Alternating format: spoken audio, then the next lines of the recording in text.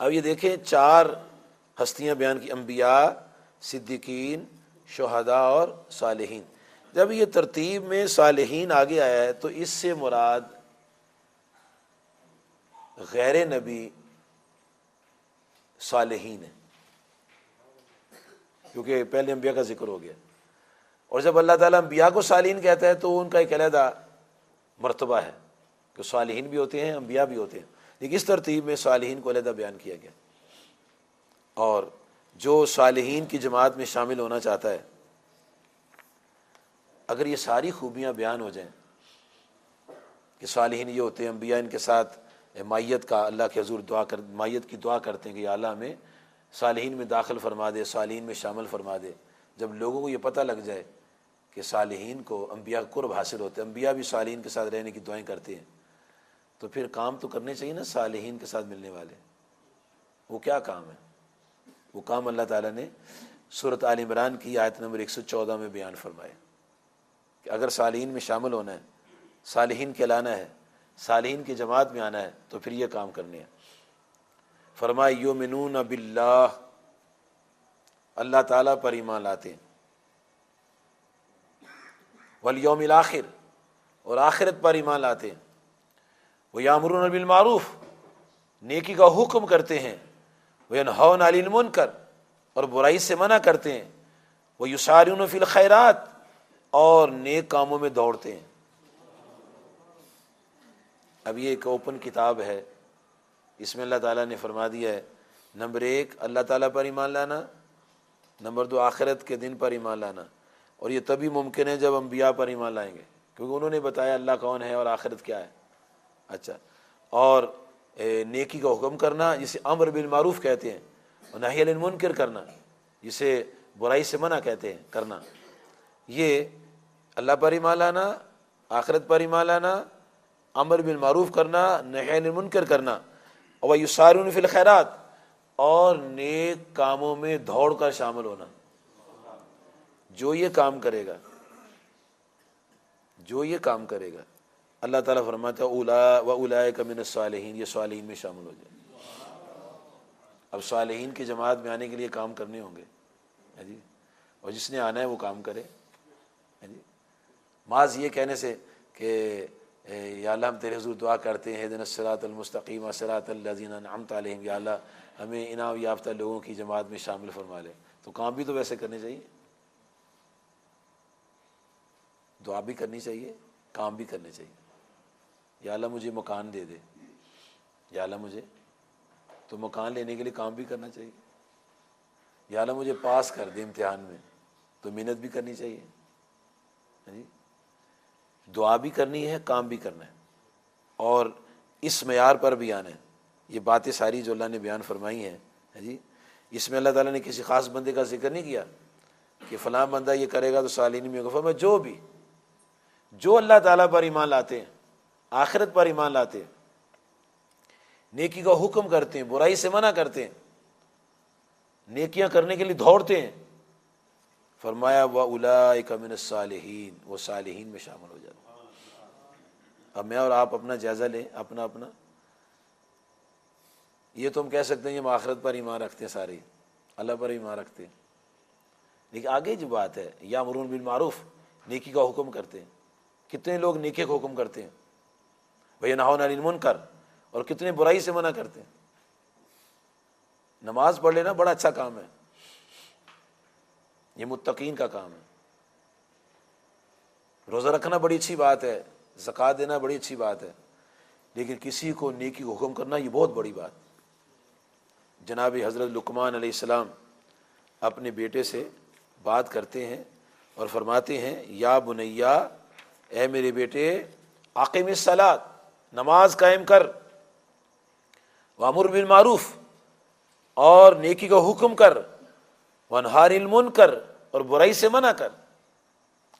نماز، امر بالمعروف اور نہی عن المنکر، یہ 3 کام کر۔ اچھا، جب اس کو 3 کاموں کو حکم دیا تو نماز تو آسان کام ہے، وضو کیا اور پڑھ لی،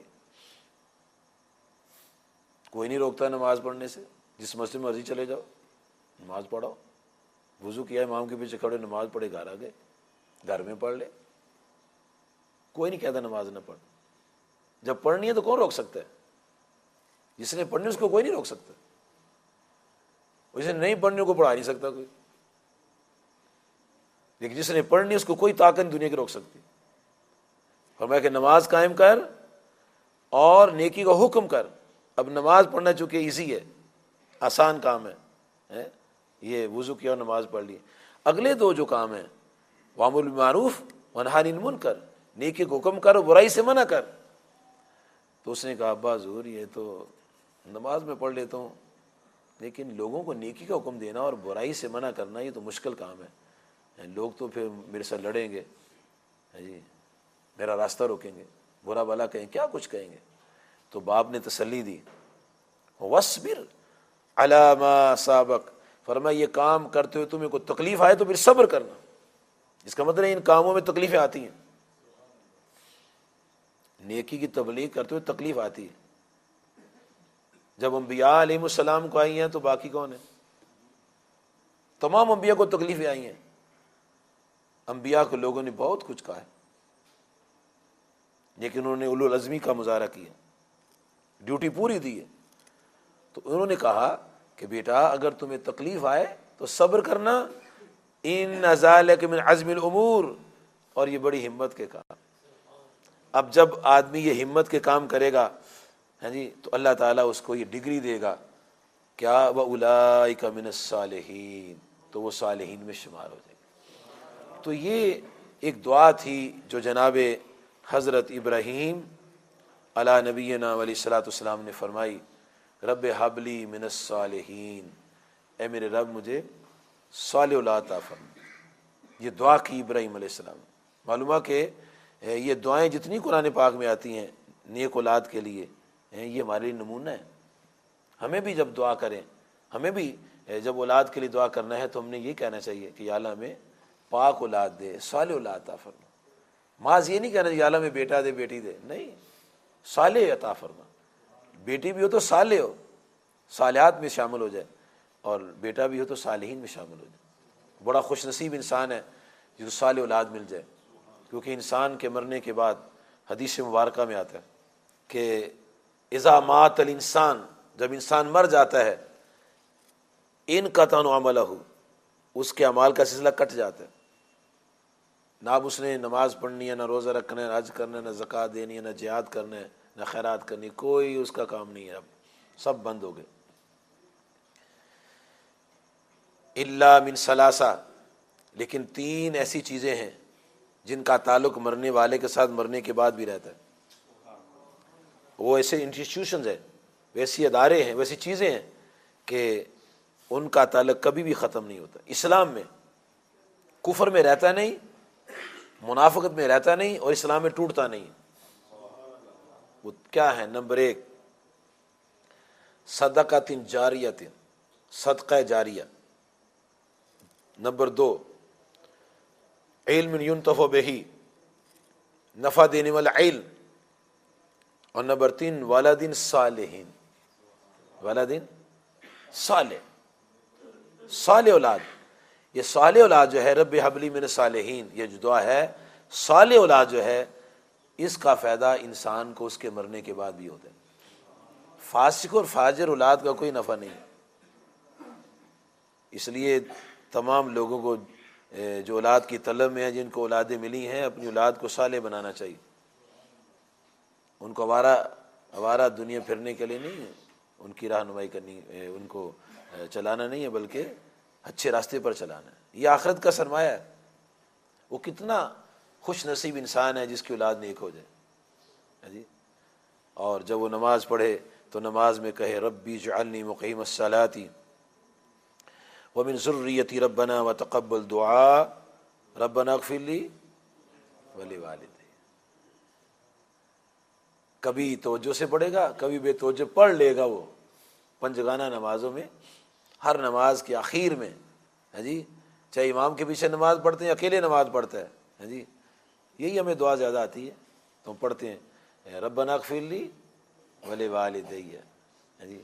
اور نبی علیہ الصلوۃ والسلام فرماتے ہیں لوگوں، تمہارے مرنے والے تمہاری دعاؤں کا ایسے انتظار کرتے ہیں جیسے پیاسا پانی کا انتظار کرتے ہیں۔ اور جب اولاد کی طرف سے، قرابت داروں کی طرف سے، ماں باپ کی طرف سے، رشتہ داروں کی نیکوں کی طرف سے دعا ہو جاتی ہے تو اللہ کریم اس کا ثمرہ قبر میں پہاڑوں کی طرح پیش فرماتا ہے، پہاڑوں کی طرح اجر دیتا ہے۔ تو قبر والا پوچھتا ہے یا اللہ یہ کیا تو نے مجھے پہاڑوں کی طرح انعام و کرام سے نوازا ہے، یہ کس کا بدلہ ہے؟ تو اللہ تعالیٰ فرماتا ہے کیا تو نے پیچھے نیک اولاد چھوڑی تھی، صالح اولاد چھوڑی تھی، تیرے ماں باپ تھے، دوست تھے؟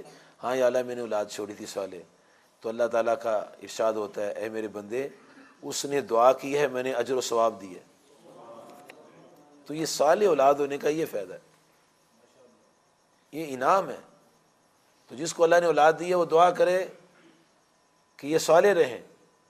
انبیاء نے جو دعائیں کی ہیں ان دعاؤں میں ذریۃ طیبہ اور حب لی من الصالحین کا ذکر آتا ہے، اور ان دعاؤں میں لگتا ایسے ہی ہے کہ انہوں نے لڑکا مانگا ہے، الفاظ بتاتے ہیں انہوں نے بیٹا مانگا ہے۔ کیوں بیٹا مانگا ہے؟ تاکہ ان کے کام کو آگے بڑھا سکے۔ جو کام لڑکا کر سکتا ہے لڑکی نہیں کر سکتی۔ لڑکیاں بھی اللہ ہی دیتا ہے، لڑکے بھی اللہ دیتا ہے۔ یہ نظام اس لیے چل رہا ہے نا، آدم علیہ السلام کو پیدا کر لیا، پیدا فرما دیا تو ساتھ اماں ہوا کو بھی پیدا فرما دیا تاکہ نسل انسانیت بڑھے۔ یہ نسل انسانیت بڑھنے کے لیے، گھر کو سنوارنے کے لیے، عزت و وقار بچانے کے لیے، ایمان کے تحفظ کے لیے اللہ تعالیٰ نے اس جنس کو تخلیق فرمایا، پیدا فرمایا۔ لیکن کام کاج میں، نبوت کے کام میں لڑکے کا رول زیادہ ہے۔ جتنے انبیاء دنیا میں سب مرد ہوئے، عورت کوئی نبی نہیں ہوئی۔ اور جب بی بی مریم سلام اللہ علیہ کی والدہ نے دعا کی تھی کہ مولا کریم میرے پیٹ میں جو ہے ما فی بطنی، اور ان کا بھی نظریہ تھا کہ لڑکا ہو، دل میں یہ بات تھی، اس لیے انہوں نے کہا تھا انی نظرت لک ما فی بطنی محررہ، کہ میرے پیٹ میں جو ہے وہ تیری نظر کرتی ہوں۔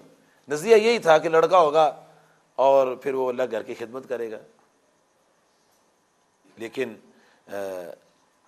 فلما وضعتھا، اس نے لڑکی کو جنم دیا تو پھر انہوں نے عرض کیا ربی انی وضعتھا انثی، یا اللہ میں نے تو لڑکی جنم دے دی۔ اس کا مطلب ان کے نظریے میں تھا کہ لڑکا ہوگا۔ لڑکی ہونا یا لڑکا ہونا یہ کوئی نقص کی بات نہیں ہے۔ ماں بھی تو لڑکی ہوتی ہے، بیوی بھی لڑکی ہوتی ہے، یہ کوئی نقص کی بات نہیں ہے، اللہ کی مخلوق ہے۔ اور اللہ تبارک و تعالی انہی لڑکیوں کے ذریعے جو بعد میں مائیں بنی انبیاء کو پیدا فرمائے۔ سب انبیاء کی جو مائیں ہوئی ہیں وہ سب لڑکیاں ہوئی ہیں، عورتیں ہوئی ہیں۔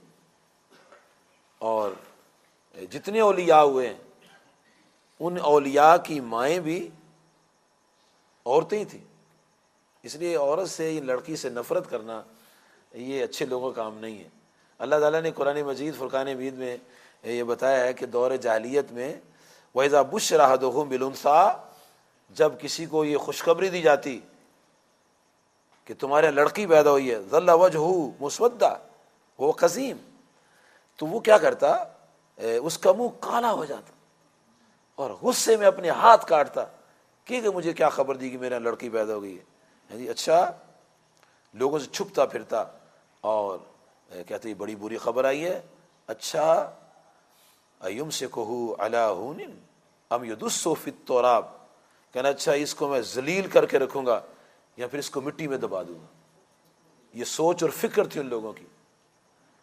اور جب میرے اور آپ کے پیارے نبی علیہ الصلوۃ والسلام دنیا میں تشریف لائے، وہ جو بچیاں دفن کی جاتی تھی ان بچیوں کو کتنا مقام دیا اور بچیوں والوں کو کیا اعزاز بخشا۔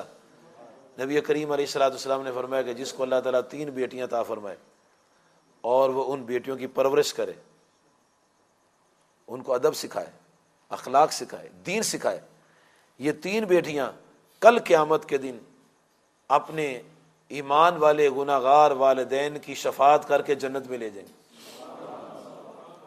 صحابہ کرام نے عرض کیا یا رسول اللہ صلی اللہ علیہ وسلم، جس کی 2 بیٹیاں ہوں، وہ بھی اس طرز پر ان کی خدمت کرے، تعلیم و تربیت کرے، 2 بیٹیاں بھی شفاعت کریں۔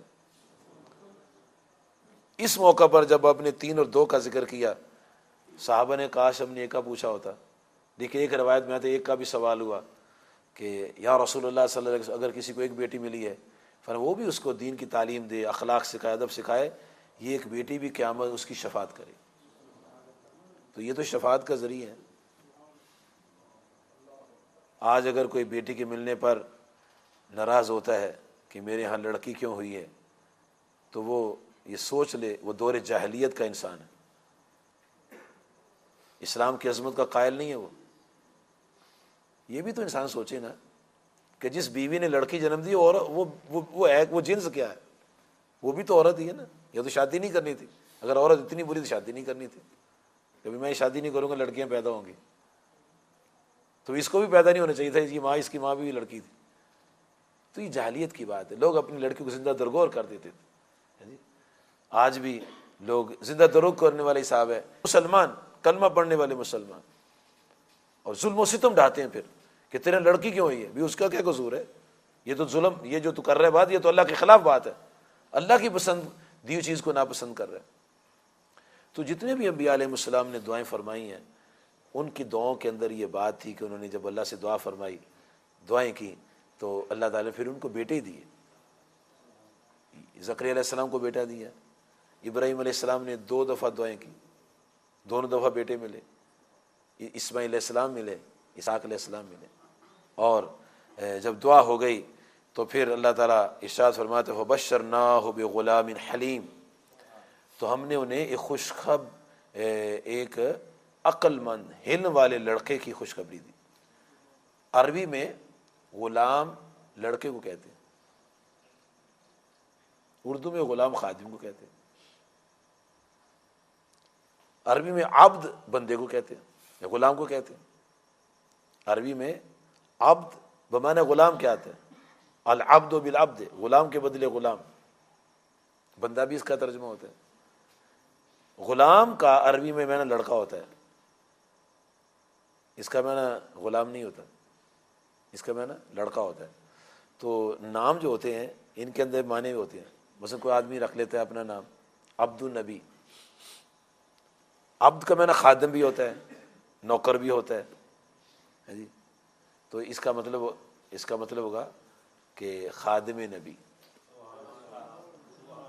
عبد کا معنی چونکہ غلام ہے، جو عبد النبی نام رکھیں گے اس کا مطلب غلام نبی۔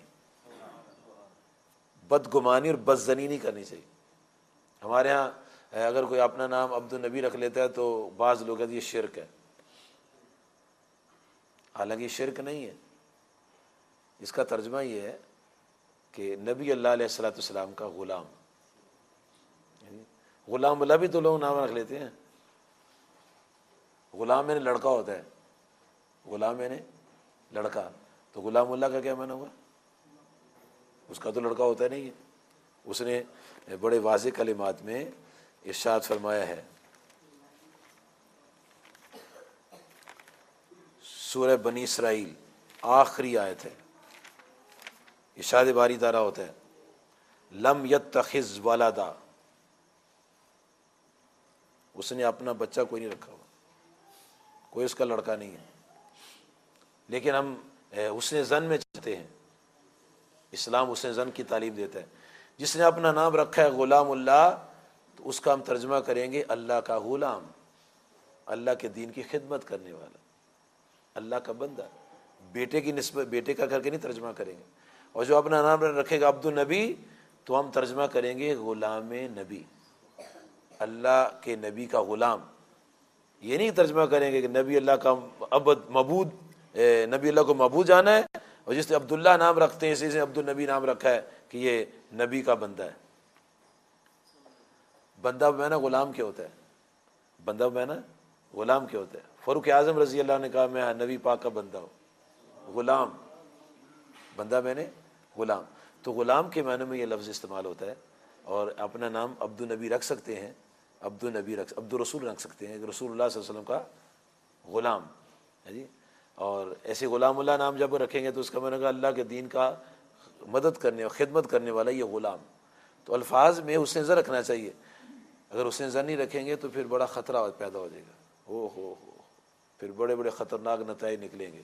ہم کہتے ہیں سبحان ربی الاعلی، سبحان ربی الاعلی، نام رکھتے ہیں اعلی حضرت، اعلی حضرت، اعلی حضرت. کہتے ہو یہ دیکھو جی اعلیٰ تو اللہ، یہ اعلیٰ حضرت ہو گئے. اللہ اکبر، یہ بدگمانی کا انداز ہے. قرآن مجید فرقان حمید میں اعلیٰ اللہ تعالیٰ کو کہا گیا. فرعون نے بھی اپنے آپ کو اعلیٰ کہا تھا. یہ اعلیٰ کا لفظ مشترک ہے، اللہ کے لیے بولا جاتا ہے، مخلوق کے لیے بھی آ جاتا ہے. اور ایمان والوں کو فرمایا گیا انتم الاعلون، تم سارے ہی اعلیٰ ہو، تم سارے ہی اعلیٰ ہو، ان کنتم مومن، اگر تم مومن ہو تو. اور سب سے اعلیٰ اولا ہمارا نبی صلی اللہ علیہ وسلم. اعلیٰ بلند، وزیر اعلیٰ، وزیر اعلیٰ. وہ جو لفظ آپ نے بولا ہے وہ خطرناک معنی نکلیں گے اگر بدزنی کریں گے. ابو الاعلیٰ، آپ پتہ نہیں کس کا ابا ہے، یہ کس اعلیٰ کا ابا ہے یہ ابو الاعلیٰ. عبد النبی پر اعتراض کریں گے تو یہ بھی تو قابل اعتراض ہے، کیونکہ قرآن پاک میں اعلیٰ یا اللہ کو کہا گیا ہے. یا نمرود فرعون نے اپنے آپ کو انا ربکم الاعلیٰ، میں تمہارا رب ہوں. یا پھر اللہ تعالیٰ نے سارے ایمان والوں کو فرمایا انتم الاعلون ان کنتم مؤمنین، اگر تم سارے مومن ہو تو تم ہی سب سے اعلیٰ ہو. اگر وہ اعلیٰ حضرت ہیں تو انہوں نے کہا وہ اعلیٰ حضرت، ہم ابو اعلیٰ. تو یہ کوئی اعتراض کی بات نہیں ہے. جب تمام باتوں پر اعتراض نہیں تو اس پر بھی اعتراض نہیں، اگر اس پر اعتراض نہیں تو اس پر بھی اعتراض نہیں ہونا چاہیے. یہ نام رکھے جاتے ہیں. تو غلام جو ہے عربی میں لڑکے کو کہتے ہیں جی، اور عبد کہتے ہیں غلام کو. یہاں فبشرناہ بغلام حلیم، اللہ تعالیٰ نے جناب حضرت ابراہیم علیہ السلام کو ایک عقل مند لڑکے کی بشارت دی. اچھا، یہ بچہ ہونے کے بعد ہوا ہے یا بچہ ہونے سے پہلے خوشخبری ہے؟ جی، بچہ ہونے سے پہلے خوشخبری. اچھا، پہلے خوشخبری ہے تو ماں فی الارحام، ماں کے بطن میں کیا ہوتا ہے؟ ماں فی الارحام. جب کوئی یہ بات کرے کہ ماں کے رحموں کا حال اللہ جانتا ہے کہ کیا ہے، تو وہ نامکمل بات ہے، نامکمل بات ہے. اس لیے کہ جس رب نے یہ فرمایا وہ یعلم ما فی الارحام، وہ جانتا ہے ماں کے رحموں میں کیا ہے، اسی رب نے ابراہیم علیہ السلام کو یہ خوشخبری دے دی کہ تم ایک حلم والا لڑکا دیں گے، تم ایک حلم والا لڑکا دیں گے. تو وہ لڑکا کہاں سے آئے گا؟ ماں کے رحم سے آئے گا نا. تو ابھی تو دعا ہی ہوئی ہے، تو دعا کے ساتھ ہی یہ خوشخبری دے دی کہ تمہارے ہاں ایک حلم والا لڑکا پیدا ہوگا. تو یہ رحم کا علم ہوا کہ نہ ہوا؟ اللہ نے دیا نا. اب مکمل عقیدہ کیا ہے؟ ایک اور آیت سن لیجیے. جناب زکریا علیہ السلام نے دعا کی تھی، تو دعا کے فوری بعد فرشتے بشارت لے کر آئے، اے زکریا علیہ السلام آپ کو خوشخبری ہو. فرشتے بشارت لے کر آئے جبرائیل علیہ السلام کی قیادت میں کہ ان اللہ یبشرک بیحییٰ، کہ زکریا علیہ السلام اللہ تعالیٰ آپ کو یحییٰ علیہ السلام کی خوشخبری دیتا ہے. ابھی تو دعا ہوئی ہے. اور پھر دعا کے بعد وہ نماز میں مصروف ہوئے، اور اس دوران ان کو خوشخبری آئی اور فرمایا کہ اللہ تعالیٰ آپ کو ایک لڑکے کی خوشخبری دیتے، اس کا نام یحییٰ ہوگا. اور پھر اس کی سیرت بھی ساتھ بیان کر دی.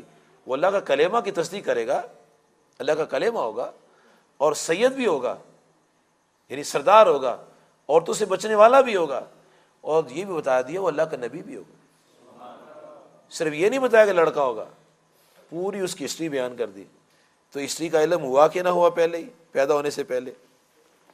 اور یہ بات تو اللہ تعالیٰ عورتوں کو بھی دے دیتا ہے، اس کا علم عورتوں کو بھی عطا فرماتا ہے. جناب حضرت ابراہیم علیہ السلام کے پاس جب فرشتے آئے تو وہاں ان کی زوجہ مطہرہ بھی موجود تھیں. تو فرشتوں نے وامرأۃ قائمۃ، ان کی زوجہ ان کے پاس کھڑی تھی ابراہیم علیہ السلام کے پاس. تو فرشتوں نے فبشرناہا باسحاق، اس عورت کو بی بی سارہ رضی اللہ عنہا کو فرمایا، فرشتوں نے کہا کہ آپ کو بشارت ہو، خوشخبری ہو، آپ کے ہاں اسحاق علیہ السلام پیدا ہوں گے۔ تو رحم کا علم جو تھا وہ عورت کو بھی رب نے دے دیا، اور پھر ایک نہیں دو باتیں کی، فرمایا پہلے آپ کو اسحاق علیہ السلام نبی ملیں گے، پھر آپ کی زندگی میں وہ جوان ہو جائیں گے، آپ ان کی شادی کریں گی، ممی ورائے اسحاق یعقوب، تو پھر آپ کے بیٹے اسحاق نبی علیہ السلام کو یعقوب نبی علیہ السلام ملیں گے۔ تو مکمل صحیح اسلامی عقیدہ یہ نہیں ہے، یہ نامکمل ہے یہ کہنا کہ اللہ تعالیٰ جانتا ہے ماں کے رحموں میں کیا ہے، یہ نامکمل عقیدہ ہے۔ اگر کسی کتاب میں اتنا لکھا ملے سمجھے سے نامکمل بات کہی ہے۔ مکمل عقیدہ کیا اسلامی؟ مکمل اسلامی عقیدہ یہ ہے کہ ماں کے رحموں کا علم اللہ تعالیٰ کو ہے، اور جس کو وہ علم دے دیتا ہے وہ بھی جانتا ہے، کیونکہ وہ بھی قرآن پاک میں، یہ بھی قرآن پاک میں اللہ تعالیٰ جانتا ہے ماں کے رحموں میں کیا ہے، اور جب اللہ تعالیٰ کسی کو علم دے دے تو وہ بھی جانتا ہے کہ نہیں جانتا؟ وہ بھی جانتا ہے۔ تو پھر مکمل اسلامی عقیدہ یہ ہوگا کہ ماں کے رحموں کا حال اللہ جانتا ہے، اور جس کو اللہ تعالیٰ بتا دے وہ بھی جانتا ہے۔ جناب حضرت ابوبکر صدیق رضی اللہ عنہ نے بی بی عائشہ رضی اللہ عنہا کو وصال سے ایک دن پہلے فرمایا کہ اے بی بی عائشہ، کل آپ کے باپ کی وراثت جو ہے وہ جاری ہو جائے گی، تو اپنی اس وراثت کو اپنے دو بھائیوں میں اور دو بہنوں میں تقسیم کرنا۔ عرض کیا حضور میری تو ایک بہن ہے، فرمایا تیری ماں کے بطن میں جو ہے نا بچہ انشاءاللہ لڑکی پیدا ہوگی۔ تو یہ اللہ تعالیٰ کا دیو علم ہے۔ جناب ابراہیم علیہ السلام نے دعا فرمائی تو اللہ تعالیٰ نے ان کو حلم والے بیٹے کی خوشخبری عطا فرما دی۔ تو ان دو آیات سے ہمیں یہ پتہ چلتا ہے کہ صالح اولاد مانگنی چاہیے، صالحین کے ساتھ اپنی میت کے لیے دعائیں کرنی چاہیے، اور دعا کرنی چاہیے کہ ہماری اولاد بھی نیک ہو اور وہ ہمارے لیے صدقہ جاریہ بنے۔ آمین۔ وآخر دعوانا ان الحمد للہ رب العالمین۔ وہ سوئے لال ہزار پھرتے ہیں، تیرے دن اے بہار